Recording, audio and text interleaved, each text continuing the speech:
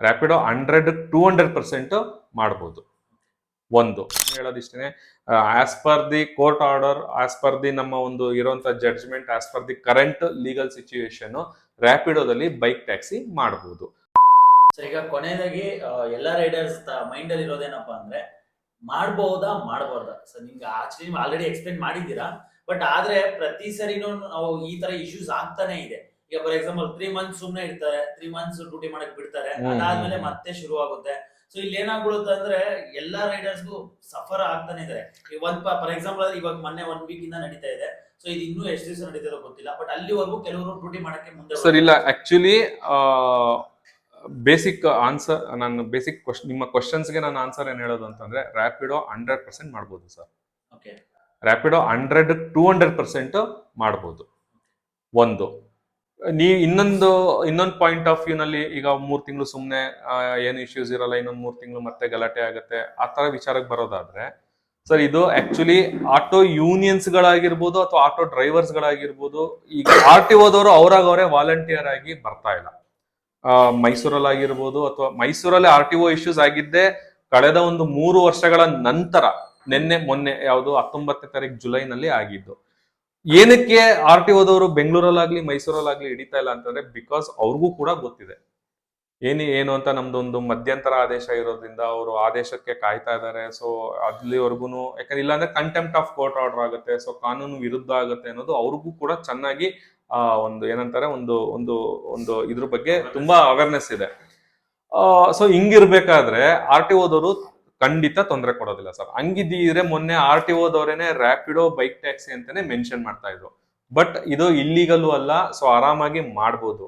ನಾನು ಆಗ್ಲೇ ಹೇಳ್ದಂಗೆ, ಒಂದು ವೇಳೆ ಅವಾಗ ಆಟೋದವ್ರು ತೊಂದರೆ ಕೊಡ್ತು ಅಂತಂದ್ರೆ, ಹತ್ರದ ಪೊಲೀಸ್ ಸ್ಟೇಷನ್ಗೆ ಒಂದು ಕಾಲ್ ಮಾಡಿ ಅಥವಾ ಒಂದು ಕಂಪ್ಲೇಂಟ್ ರೈಸ್ ಮಾಡಿ ಅವ್ರದ್ದು ಕೂಡ ಹೆಲ್ಪ್ ತಗೋಬಹುದು. ಅದ್ರ ಜೊತೆಗೆ ನಮ್ಮ ಮೈಸೂರಲ್ಲಿ ಆಫೀಸ್ಗೆ ಕಾಂಟ್ಯಾಕ್ಟ್ ಮಾಡ್ತಾರೆ ಅಥವಾ ನನಗೆ ಕಾಂಟ್ಯಾಕ್ಟ್ ಮಾಡ್ತಾರೆ. ಸೊ ನಮ್ಮ ಮುಖಾಂತರನು ಕೂಡ ಹೆಲ್ಪ್ ತಗೋಬಹುದು. ಬ್ಯಾಂಗ್ಳೂರಲ್ಲೂ ಈಗ ಕ್ಯಾಪ್ಟನ್ ಕೇರ್ ಸೆಂಟರ್ ಇದೆ, ಅಲ್ಲೂ ಕೂಡ ಆಫೀಸ್ ಇದೆ. ಸೊ ಅಲ್ಲೂ ಕೂಡ ಆಫೀಸ್ ಹೆಲ್ಪ್ ತಗೊಂಡು ನಿಯರೆಸ್ಟ್ ಪೊಲೀಸ್ ಸ್ಟೇಷನ್ಗೆ ಹೋಗಿ ಹೆಲ್ಪ್ ನ ತಗೊಂಡು ಡ್ಯೂಟಿನ ಮಾಡಬಹುದು. ಸರ್, ಆಸ್ ಪರ್ ರೂಲ್ಸ್ RTOದವರು ನಮ್ಮನ್ನ ಹಿಡಿಬಹುದು? ಇಲ್ಲ ಸರ್, ಹಿಡಿತಾ ಇಲ್ಲ. ಅಲ್ಲ, ಹಿಡಿಬಹುದಾ? ಇಲ್ಲ ಸರ್, ಹಿಡಿಯಂಗಿಲ್ಲ ತಾನೆ. ಸೊ ಬಟ್ ಆದ್ರೆ ಕೆಲವು ಕಡೆ ಹಿಡಿತಾ ಇದಾರಲ್ಲ ಸರ್, ಅದನ್ನೇ ಹೇಳಿದ್ದು. ಈಗ ಅಲ್ಲಿ ಈಗ ಒಂದು ಹಿಡಿತಾ ಇರೋದು ಎರಡು ರೀಸನ್ ಮೆನ್ಷನ್ ಮಾಡ್ತಾ ಇದಾರೆ. ನನಗೆ ಗೊತ್ತಿರಂಗೆ, ಈಗ ಮೊನ್ನೆ ನನ್ಗೆ ಆಗಿದ್ದ ಎಕ್ಸ್ಪೀರಿಯನ್ಸ್, ನನ್ನ ಬ್ಯಾಂಗ್ಳೂರ್ ವಿಚಾರ ಇಟ್ಕೊಂಡು ನಾನು ಹೇಳ್ತಾ ಇಲ್ಲ ಇದನ್ನ, ನನ್ನ ಎಕ್ಸ್ಪೀರಿಯನ್ಸ್, ನನ್ನ ಓನ್ ಎಕ್ಸ್ಪೀರಿಯನ್ಸ್ ಪ್ರಕಾರ ಹೇಳ್ತಾ ಇರೋದು. ಅವ್ರಿಗೆ ಅವ್ರದ ಒಂದು ಕೆಲಸ ಏನಂತಂದ್ರೆ, ಏನಂತಾರೆ, ಎನ್ಫೋರ್ಸ್ಮೆಂಟ್ ಅಂತ ಒಂದು ಪದ ಉಪಯೋಗಿಸ್ತಾರೆ.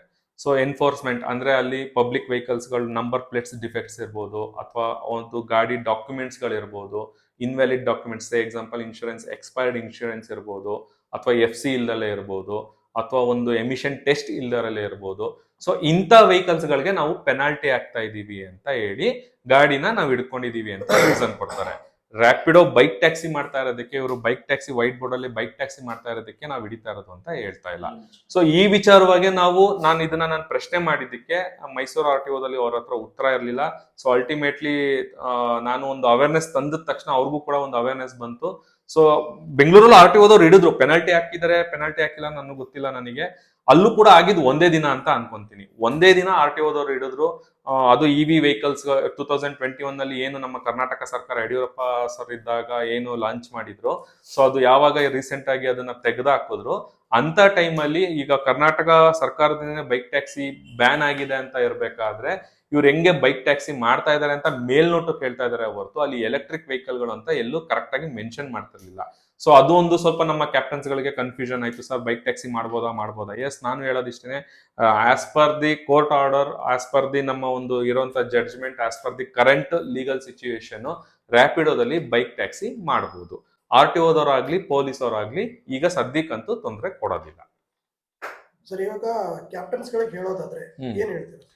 ನಾನು ಎಲ್ಲ ನಮ್ಮ ಮೈಸೂರು ಕ್ಯಾಪ್ಟನ್ಸ್ಗಾಗ್ಲಿ ಅಥವಾ ಬ್ಯಾಂಗ್ಳೂರ್ ಕ್ಯಾಪ್ಟನ್ಸ್ಗಾಗ್ಲಿ ಹೇಳೋದಿಷ್ಟೇನೆ, ಯಾರು ಕೂಡ ಪ್ಯಾನಿಕ್ ಆಗೋ ಅವಶ್ಯಕತೆ ಇಲ್ಲ. ಪ್ಯಾನಿಕ್ ಏನಕ್ಕೆ ಆಗ್ಬೇಡಿ ಅಂತ ಹೇಳ್ತಾ ಇದ್ದೀನಿ. ನಾನು ಬರೀ ಒಂದು ಕೋರ್ಟ್ ಆರ್ಡರ್ ಇಟ್ಕೊಂಡು ನಾನು ಈ ಮಾತನ್ನ ಹೇಳ್ತಾ ಇಲ್ಲ. ಕಾನೂನು ಅಂತಂದ್ರೆ ಎಲ್ಲರಿಗೂ ಒಂದೇನೆ, ನನಗೂ ಅದೇ ಕಾನೂನು, ನಿಮ್ಗೂ ಅದೇ ಕಾನೂನು. ಒಂದು ಜಡ್ಜ್ಮೆಂಟ್ ಬರೋವರ್ಗುನುವೆ RTOದವರಾಗ್ಲಿ ಪೊಲೀಸವರಾಗ್ಲಿ ಅಥವಾ ಕ್ಯಾಪ್ಟನ್ಸ್ ಗಳಾಗ್ಲಿ ಅಥವಾ ನಾನಾಗ್ಲಿ ಪ್ರತಿಯೊಬ್ರುನುವೆ ಆ ಜಡ್ಜ್ಮೆಂಟ್ ನ ಫಾಲೋ ಮಾಡ್ಲೇಬೇಕು. ಸೊ ಈಗ ಸದ್ಯಕ್ಕಿರೋದೇ ನಮ್ದೊಂದು ಕೋರ್ಟ್ ಒಂದು ಮಧ್ಯಂತರ ಆದೇಶ. ಸೊ ಆ ಜಡ್ಜ್ಮೆಂಟ್ ಬರೋವರೆಗೂ ನಾವು ಬಿಸ್ನೆಸ್ ಮಾಡ್ಬೋದು ಅಂತ ನಾನು ಹೇಳೋದಕ್ಕೆ ಇಷ್ಟಪಡ್ತೀನಿ.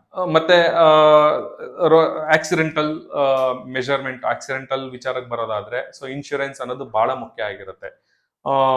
ಇಲ್ಲಿ ಏನಂತಂದ್ರೆ, ನಾವು ರ್ಯಾಪಿಡೋದಲ್ಲಿ ಕಸ್ಟಮರ್ಸ್ಗೆ ಮೆಜಾರಿಟಿ ಎಲ್ಲಾ ಕ್ಯಾಪ್ಟನ್ಸ್ ಕೂಡ ಒಂದು ಹೆಲ್ಮೆಟ್ ನ ಪ್ರೊವೈಡ್ ಮಾಡ್ತೀವಿ. ಸೊ ಒಂದು ರೋಡ್ ನಮ್ದು ಏನ್ ಟ್ರಾಫಿಕ್ ರೂಲ್ ಇದೆಯೋ ಅದನ್ನು ಕೂಡ ನಾವು ಮೇನ್ ಆಗಿ ಫಾಲೋ ಮಾಡ್ತಾ ಇದೀವಿ. ಸೊ ಇದರಿಂದ ಕಸ್ಟಮರ್ಸ್ಗೂ ಕೂಡ, ಮತ್ತೆ ಕಸ್ಟಮರ್ಸ್ಗೆ ಅಫೋರ್ಡಬಲ್ ಪ್ರೈಸ್ ಅಲ್ಲಿ ನಾವು ಡ್ರಾಪ್ ಕೂಡ ಮಾಡ್ತಾ ಇದೀವಿ. ಸೊ ಏನೇನ್ ನಾವು ಕಸ್ಟಮರ್ಸ್ಗೆ ಏನೇನು ಸೇಫ್ಟಿ ಮೆಷರ್ಮೆಂಟ್ ಕೊಡಬೇಕು ಎಲ್ಲಾನು ಕೊಡ್ತಾ ಇದೀವಿ, ಇನ್ಕ್ಲೂಡಿಂಗ್ ಕಸ್ಟಮರ್ಸ್ಗಾಗ್ಲಿ ರೈಡರ್ಸ್ಗಾಗ್ಲಿ ಹೇಳೋದು ಇಷ್ಟೇನೆ, ಹೆಲ್ಮೆಟ್ ಅನ್ನೋದು ಒಬ್ಬ ಮನುಷ್ಯನ್ಗೆ ಒಂದು ಲೈಫ್ ವಿಚಾರ ಅದು. ಸೊ ಕಸ್ಟಮರ್ಗೆ ಕ್ಯಾಪ್ಟನ್ ಕೊಡುವಂತ ಹೆಲ್ಮೆಟ್ಸ್ ಕ್ಯಾರಿ ಹಾಕೊಳ್ಳೇಬೇಕಾಗತ್ತೆ. ವಿತ್ ISI ಇರುವಂತ ಹೆಲ್ಮೆಟ್ನೇ ಯೂಸ್ ಮಾಡಬೇಕು. ನಾನು ಕ್ಯಾಪ್ಟನ್ಸ್ಗೆ ಹೇಳೋದು ಇಷ್ಟೇನೆ, ನೀವು ಯಾವ್ದೋ ಕ್ಯಾಪ್ ಹೆಲ್ಮೆಟ್ ಆಗ್ಲಿ ಅಥವಾ ನಾನ್ ISI ಹೆಲ್ಮೆಟ್ ಆಗ್ಲಿ ಅಥವಾ ಯಾವ್ದೋ ಡೂಪ್ಲಿಕೇಟ್ ಹೆಲ್ಮೆಟ್ಸ್ ಆಗ್ಲಿ ಕ್ಯಾರಿ ಮಾಡಬೇಡಿ. ದಯವಿಟ್ಟು ಒಂದು ISI ಕರ್ನಾಟಕ ಸರ್ಕಾರದ ಆದೇಶದಂತೆ ಅಥವಾ ಒಂದು ಟ್ರಾಫಿಕ್ ರೂಲ್ ನಂತೆ ಏನ್ ISI ಮಾರ್ಕ್ ಇರುವಂತ ಹೆಲ್ಮೆಟ್ನೇ ದಯವಿಟ್ಟು ಕಸ್ಟಮರ್ಸ್ಗೂ ಕೊಡಿ. ಯಾವುದೇ ಕಾರಣಕ್ಕೂ ಕಸ್ಟಮರ್ಸ್ಗೆ ಬಿಡು ಹೆಲ್ಮೆಟ್ ಎರಡು ಹೆಲ್ಮೆಟ್ ಯಾರು ಕ್ಯಾರಿ ಮಾಡ್ತಾರೆ ಅಂತ ಕಸ್ಟಮರ್ಸ್ಗೆ ಹೆಲ್ಮೆಟ್ ಕೊಡದಲ್ಲೇ ಇರೋದು, ಅಂತ ಟೈಮಲ್ಲಿ ಆಕ್ಸಿಡೆಂಟ್ಸ್ಗಳಾಗೋದು, ಈ ಥರ ಎಲ್ಲ ಆದಾಗ ಇನ್ಶೂರೆನ್ಸ್ ಕ್ಲೈಮ್ಗೆ ಪ್ರಾಬ್ಲಮ್ ಆಗುತ್ತೆ. ಅದ್ರ ಬದಲು 2 ಹೆಲ್ಮೆಟ್ ಕ್ಯಾರಿ ಮಾಡಿ ISI ಮಾರ್ಕ್ ಇರುವಂತ ಹೆಲ್ಮೆಟ್ನೇ ಕೊಡೋದು ತುಂಬಾ ಇಂಪಾರ್ಟೆಂಟ್ ಇರುತ್ತೆ. ಕಸ್ಟಮರು ಕೂಡ ಹೆಲ್ಮೆಟ್ ಇಲ್ಲ ನಂದು ಏರ್ ಫಾಲ್ ಆಗುತ್ತೆ, ಅದಾಗುತ್ತೆ ಇದಾಗುತ್ತೆ ಅಂತಂದ್ರೆ ನಮ್ಮ ಕ್ಯಾಪ್ಟನ್ಸ್ಗಳ ಹತ್ರನೇ ಏರ್ ಕ್ಯಾಪ್ಸ್ಗಳಿರುತ್ತೆ. ಸೊ ಏರ್ ಕ್ಯಾಪ್ಸ್ನ ಕಲೆಕ್ಟ್ ಮಾಡ್ಕೊಂಡು ಏರ್ ಕ್ಯಾಪ್ಸ್ನ ವೇರ್ ಮಾಡಿ ಹೆಲ್ಮೆಟ್ನ ಹಾಕೊಂಡು ಟ್ರಾವೆಲ್ ಮಾಡಿ ಅಂತ ನಾನು ಹೇಳೋದಕ್ಕೆ ಇಷ್ಟಪಡ್ತೀನಿ. ಇಲ್ಲಿ ಆರ್ಡರ್ ಮಾಡೋರ್ ಹಸ್ವಿಗೆ ಮಾತ್ರ ಬೆಲೆ, ಡೆಲಿವರಿ ಕೊಡೋರ್ ಹಸ್ವಿಗೆ ಬೆಲೆನೇ ಇಲ್ಲ.